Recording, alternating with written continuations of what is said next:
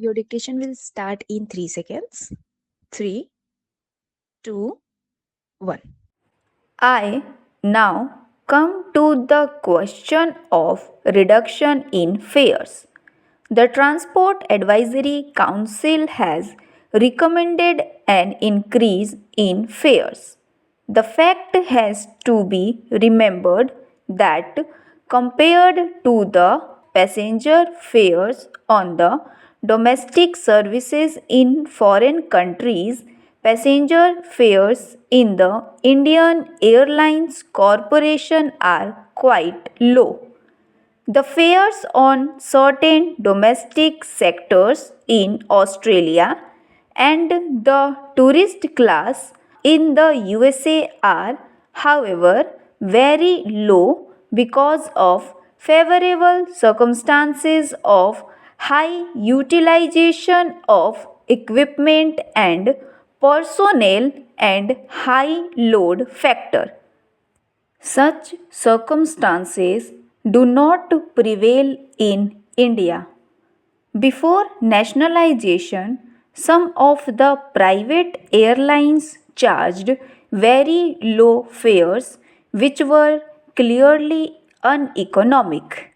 It is true that lower fares have a better charm in attracting traffic, but expansion of traffic at lower fares, however desirable it may be as an objective, would amount to a loss. If we are losing now, and if we say that we will attract more traffic by lowering the fares, the traffic might increase, but then the loss is not likely to be covered. So, the fact, therefore, is that the Transport Advisory Council has recommended that there should be an increase in the air fares.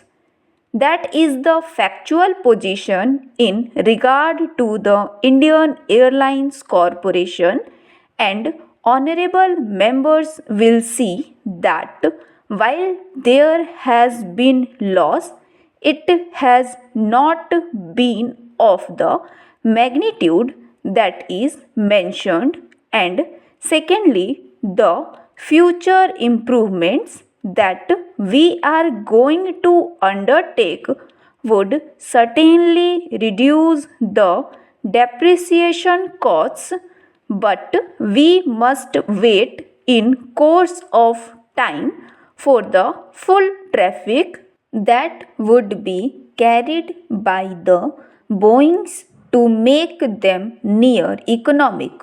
Of course, the fact always remains that in most countries, airlines have to be subsidized, and I can also tell the House about the requests that have been constantly made to me, namely that if we take away the excise duty on aviation petrol, the corporation will show a profit immediately.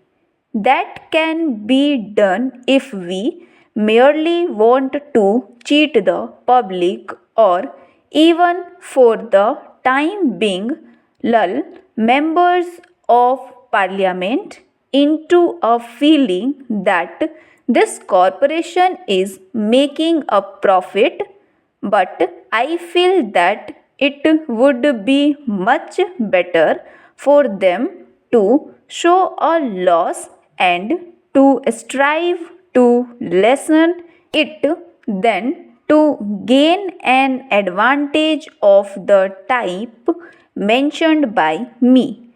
This is a matter which has not been dedicated, and I am making a mention of it. We can easily wipe off the big loss, but that would not be the correct thing to do, because government would be doing something in order to bolster up an industry which it is running. I am sorry that Mrs. Leelavati Munshi is not here because she raised the question about the working of the state undertakings. I only illustrate the point that I am not prepared to camouflage the real position by means of any secret subsidies, and if we are going to do anything of that sort, it has to be told to members of parliament. If a state undertaking results in loss, then it is to be admitted as a loss.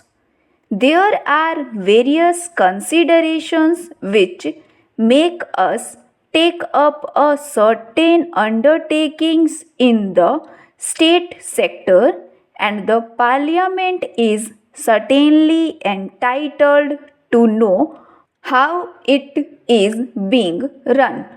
Therefore, I would like to assure the House that so far as state undertakings are concerned, we shall do our very best to see that they are run efficiently, and if they are not run efficiently or incur losses, we shall not make any attempt to camouflage the real position so far as Parliament is concerned, because it is only by the criticism of honorable members of Parliament that the position could possibly be improved.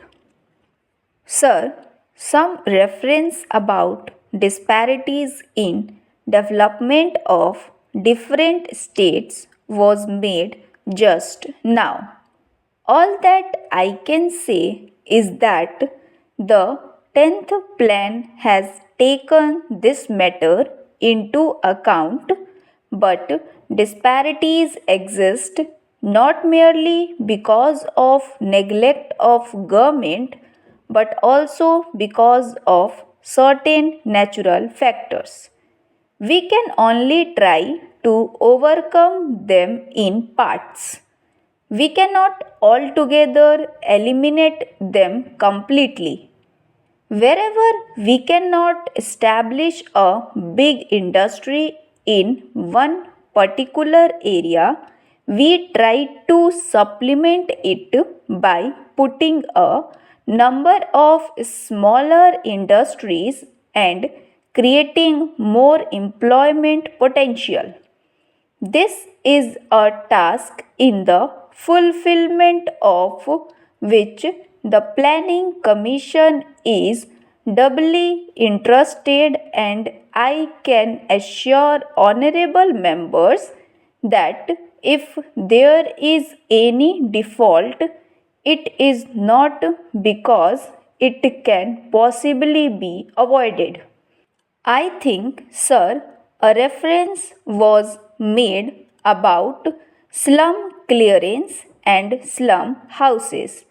I wish my young colleague Mr. Chandra had taken charge of it earlier, but, sir, I would like to claim a little privilege in regard to this particular matter, because I am very deeply interested in this problem myself. I would refer to the recent statement made by the Honorable Minister for Urban Development in the Lok Sabha, a copy of which has been placed on the table of the Rajya Sabha. The government are alive to the urgency of the problem.